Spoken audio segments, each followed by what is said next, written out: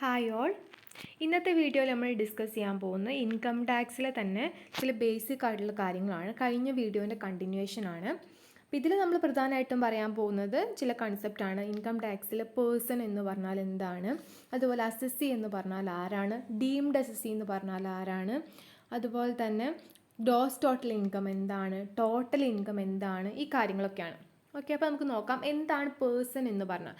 അപ്പോൾ ഇത് person define ചെയ്തിരിക്കുന്ന സെക്ഷൻ ഇൻകം ടാക്സ് ആക്ടിൽ സെക്ഷൻ 231 സബ്സെക്ഷൻ 31 ആണ്. ഓക്കെ, അതിൽ പേഴ്സൺ എന്ന് പറയുന്നതിൽ ആരൊക്കെ വരും? ഓക്കെ, അപ്പോൾ പേഴ്സൺ എന്ന് പറഞ്ഞാൽ ഈ പറയുന്ന താഴെ പറയുന്ന എല്ലാ ഇതും പേഴ്സൺ എന്ന് പറയുന്ന കൺസെപ്റ്റിൽ വരുന്നതാണ്. ഇൻകം ടാക്സിൽ പേഴ്സൺ എന്ന് പറയുന്ന കൺസെപ്റ്റിൽ വരുന്നതാണ്. ഓക്കെ, ഇൻഡിവിജ്വൽ പേഴ്സണിൽ വരുന്നതാണ്. അതുപോലെ HUF, അതായത് ഹിന്ദു അൺഡിവൈഡഡ് ഫാമിലി, അത് പേഴ്സണിൽ വരുന്നതാണ്. എ കമ്പനി വരാം, എ ഫേം വരാം, അതായത് പാർട്ട്ണർഷിപ്പ് ഫേം ഒക്കെ ഉണ്ടാകും, കമ്പനി വരാം. അതുപോലെ അസോസിയേഷൻ ഓഫ് പേഴ്സൺസ് അല്ലെങ്കിൽ ബോഡി ഓഫ് ഇൻഡിവിജ്വൽസ് വരാം. നമ്മളതിനെ ഷോർട്ടാക്കി AOP അല്ലെ BOI എന്നൊക്കെ പറയും. AOP എന്ന് പറഞ്ഞാൽ അസോസിയേഷൻ ഓഫ് പേഴ്സൺസ്, BOI എന്ന് പറഞ്ഞാൽ ബോഡി ഓഫ് ഇൻഡിവിജ്വൽസ്, അതിൻ്റെ ഷോർട്ടാക്കി പറയുന്നതാണ് കേട്ടോ. അപ്പോൾ അത് വരാം, അതായത് നമുക്കറിയാം അസോസിയേഷൻസ് ഒക്കെ നമുക്കറിയാം, അങ്ങനെയുള്ളത് വരാം, അതായത് കോപ്പറേറ്റീവ് സൊസൈറ്റീസ് അങ്ങനെയുള്ളതൊക്കെ. ഈ AOPയും BOIയും തമ്മിലുള്ള വ്യത്യാസം എന്ന് പറഞ്ഞാൽ അസോസിയേഷൻ ഓഫ് പേഴ്സൺസിൽ പേഴ്സൺ എന്ന് പറഞ്ഞാൽ ആരൊക്കെയാവും? ഇൻഡിവിജ്വൽസ് വരാം. നമ്മൾ ഈ പറഞ്ഞ പോലെ കമ്പനി, ഫേം ഒക്കെ മെമ്പേഴ്സ് ആവാം AOPയിൽ. ബോഡി ഓഫ് ഇൻഡിവിജ്വൽസിൽ നമ്മൾ ഇൻഡിവിജ്വൽസ് തന്നെയായിരിക്കും അതിൽ മെമ്പേഴ്സ് എന്ന് പറഞ്ഞിട്ടുണ്ടെങ്കിൽ, അവിടെ ഫേമും കമ്പനിയൊന്നും മെമ്പേഴ്സായിട്ട് വരാറില്ല. ഓക്കെ, അതാണ് ഈ AOPയും BOIയും തമ്മിലുള്ളൊരു വ്യത്യാസം എന്ന് പറഞ്ഞാൽ. AOPയിൽ ഫേമും കമ്പനിയും ഒക്കെ ഇൻഡിവിജ്വൽസ് ഒക്കെ മെമ്പേഴ്സായിട്ട് വരാം. ബോഡി ഓഫ് ഇൻഡിവിജ്വൽസിലും ഇൻഡിവിജ്വൽസ് തന്നെയായിരിക്കും അതിൻ്റെ മെമ്പേഴ്സ് എന്ന് പറഞ്ഞിട്ടുണ്ടെങ്കിൽ. ഓക്കെ, പിന്നെ ലോക്കൽ അതോറിറ്റി, അതായത് മുനിസിപ്പാലിറ്റി, പഞ്ചായത്ത്, ഇതൊക്കെ. ഇനി എവരി ആർട്ടിഫിഷ്യൽ ജുറിഡിക്കൽ പേഴ്സൺ, അതായത് അതിന് എക്സാമ്പിളായിട്ട് നമ്മൾ എപ്പോഴും പറയാറുള്ളത് യൂണിവേഴ്സിറ്റി, അതായത് പബ്ലിക് കോർപ്പറേഷനൊക്കെയാണ്. ഈ എന്താണ് ഈ ആർട്ടിഫിഷ്യൽ ജുറിഡിക്കൽ പേഴ്സൺ എന്ന് പറഞ്ഞാൽ പബ്ലിക് കോർപ്പറേഷനാണത്. Established under special act of legislature and a body having personality of its own. അതായത് ഒരു പബ്ലിക് കോർപ്പറേഷൻസ് ആണ് നമ്മൾ ഈ കാറ്റഗറിയിൽ വരുന്നത്. അതിൻ്റെ പ്രത്യേകത എന്ന് പറഞ്ഞാൽ അത് എസ്റ്റാബ്ലിഷ്ഡ് ആയിട്ടുള്ള നിയമസഭയിൽ പ്രത്യേകം സ്പെഷ്യൽ ആക്ട് പ്രകാരമായിരിക്കും അത് എസ്റ്റാബ്ലിഷ്ഡ് ആയിട്ടുണ്ടാവാം. ഓക്കെ, അതിൻ്റേതായ ഒരു സ്പെഷ്യൽ ആക്ട് പ്രകാരം അത് എസ്റ്റാബ്ലിഷ്ഡ് ആയിട്ടുള്ളതാകും. അതുപോലെ അതിൻ്റേതായിട്ടുള്ള ഒരു പേഴ്സണാലിറ്റി ഉണ്ടാവും, അതിൻ്റേതായിട്ടുള്ള ചില കാര്യങ്ങൾ, റൂൾസ്, കാര്യങ്ങൾ ഉണ്ടാവും. അങ്ങനെയുള്ളതിനെയാണ് നമ്മൾ ഈ ആർട്ടിഫിഷ്യൽ ജുറിഡിക്കൽ പേഴ്സൺ എന്ന് പറയുന്നത്. നമ്മൾ ഏറ്റവും കൂടെ എക്സാമ്പിൾ പറയാറുള്ളത് യൂണിവേഴ്സിറ്റീസ് ആണ്, അത് ഈ കാറ്റഗറിയിൽ വരുന്നതാണ്. അപ്പോൾ ഇതൊക്കെയാണ് ഇൻകം ടാക്സ് ആക്ടിൽ പേഴ്സൺ എന്ന് പറഞ്ഞതുകൊണ്ട് ഉദ്ദേശിക്കുന്നത്. അപ്പോൾ ഇൻഡിവിജ്വൽ ആകാം, ഹിന്ദു അൺഡിവൈഡഡ് ഫാമിലി ആകാം, കമ്പനി ആകാം, ഫേം ആകാം. കമ്പനീൻ്റെ പ്രത്യേകത നിങ്ങൾക്കറിയാമല്ലോ. ഫേം ആകാം, അസോസിയേഷൻ ഓഫ് പേഴ്സൺ ആകാം, അല്ലെങ്കിൽ ബോഡി ഓഫ് ഇൻഡിവിജ്വൽസ് ആകാം, ലോക്കൽ അതോറിറ്റി ആകാം, അല്ലെങ്കിൽ ഈ പറഞ്ഞ ആർട്ടിഫിഷ്യൽ ജുറിഡിക്കൽ പേഴ്സൺ ആകാം. ഓക്കെ, സെക്ഷൻ ഓർത്ത് വെക്കാം. ക്വസ്റ്റ്യൻസ് ഒക്കെ ചോദിക്കാം. ഡിഫൈൻ പേഴ്സൺ എന്ന് പറഞ്ഞൊക്കെ ക്വസ്റ്റ്യൻസ് ചോദിക്കാം. അപ്പോൾ സെക്ഷൻ നിങ്ങൾ ഇൻക്ലൂഡ് ചെയ്യണം. 231 ആണ് സെക്ഷൻ.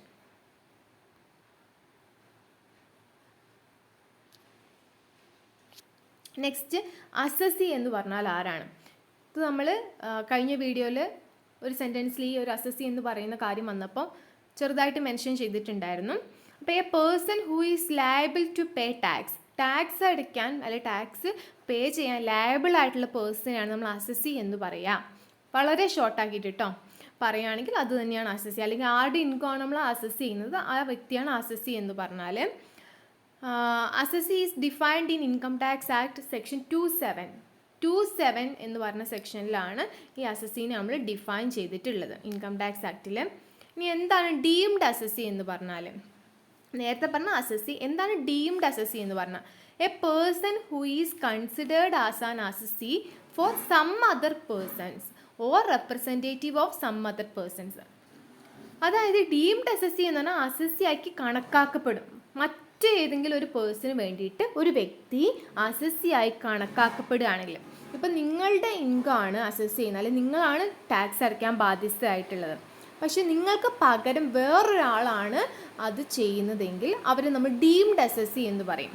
ഓക്കെ, അതാണ് പറയുന്നത് representative of some other person, വേറൊരു പേഴ്സൻ്റെ റെപ്രസെൻറ്റേറ്റീവ് ആണ്. അവിടെ അസസ്സി ആയിട്ട് വേറൊരാൾ നിൽക്കുകയാണ് മറ്റൊരാൾക്ക് പകരം.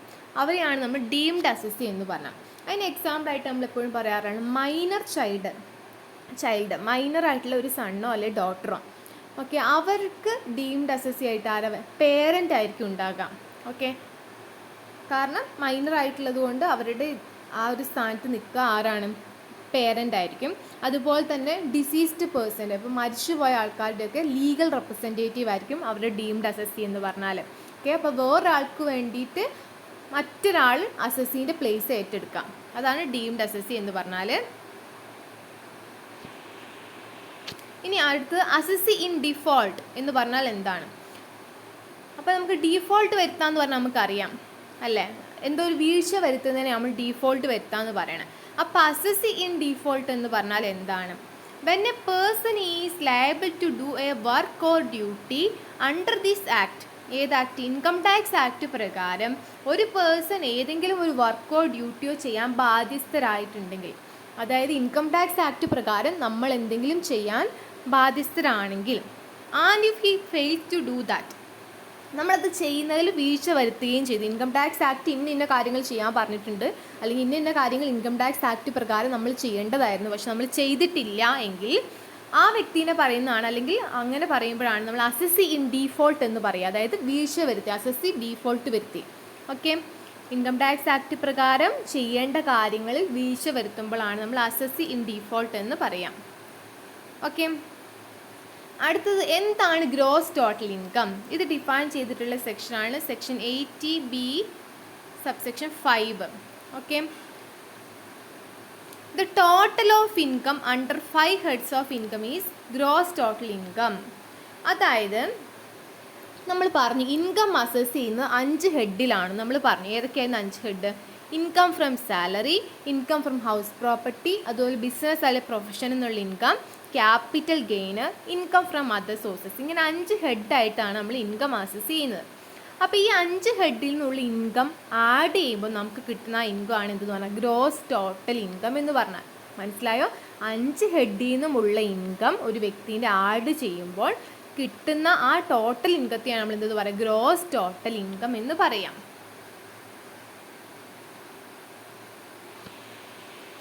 ഇനി എന്താണ് total income? Gross total income ആണ് നമ്മൾ നേരത്തെ പറഞ്ഞത്.